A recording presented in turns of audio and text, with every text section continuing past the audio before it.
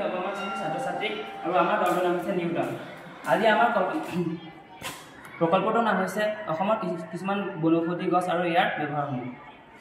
আৰু আমাৰ লক্ষ্য আছে যে অসমৰ পৰম্পৰাগত চিকিৎসা পদ্ধতিক বিশ্ববাসীৰ ওচৰত চিনাকি কৰি দিয়া। আৰু মই ক'বলৈ ওলাইছোঁ মধুৰিআমৰ বিষয়ে। মধুৰিআম অসমৰ গাঁৱৰ প্ৰায় সকলোৰে বাৰীত পোৱা যায়। এই ফলবিধৰ প্ৰচুৰ পৰিমাণে আইৰণ পোৱা যায়, গতিকে হিমগ্ল'বিন কম থকা ৰোগীসকলে মধুৰিআম খালে হিমগ্ল'বিনৰ অভাৱ দূৰ হ'ব। মই ক'বলৈ ওলাইছোঁ নিমপাত। কৃমিনাশক ঔষধ হিচাপে নিম গছৰ কেঁচা পাত ভাজি খাব পাৰি। ই বায়ু প্ৰদূষণ ৰোধ কৰে।